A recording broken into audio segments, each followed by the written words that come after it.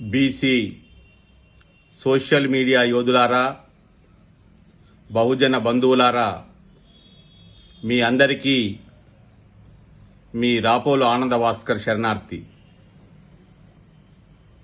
మనకు ఇంటికి ఇల్లే, ఇయ్యానికి ఇయ్యమే, తలానికి తలమే, కులానికి కులమే, ఇవన్నీ పదిలమే.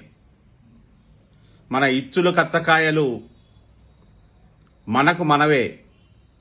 కానీ బలం, రాజకీయ బలం, సాధికారికత బీసీ అనే భావంతోనే సాధ్యమవుతుంది.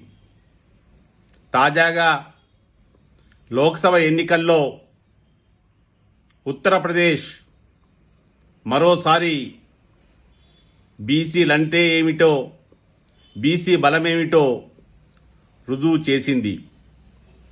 దాని రీతిలో మనం కదలాలి. తెలంగాణ వ్యాప్తంగా బలహీన వర్గాల, వెనుకబడిన తరగతుల, బీసీ కులాలలో బహుజన రాజ్యాధికార కాంక్ష కావాలి అంటే బహుజన రాజకీయ మూలకం కీలకం కావాలి. సామాజిక సాధికారికత కావాలి అంటే స్థానిక సంస్థల్లో ఖచ్చితంగా మన న్యాయమైన 42% రిజర్వేషన్ మనకు దక్కాలి. అది దక్కించుకోవడం కోసం అప్రమత్తంగా, వ్యూహాత్మకంగా, ప్రజాస్వామ్యయుతంగా మనం కదలాలి. అందుకోసం సోషల్ మీడియా మాధ్యమాలు మాత్రమే మనకు ఆధారం. ఎవరికి వారే యమునా తీరే వద్దు. ఎవరికి వారు వారి విశేషాలను ఎలుగెత్తి చాటుకోవడంతో పాటు బహుళ ప్రయోజనమైనటువంటి బహుజన ప్రయోజనాన్ని, బహుజన రాజకీయ మూలక నిర్మాణ ప్రయోజనాన్ని గుర్తెరగండి, కదలండి. ఐక్యంగా, ఏకీకృతంగా మనం కదలనున్నాం.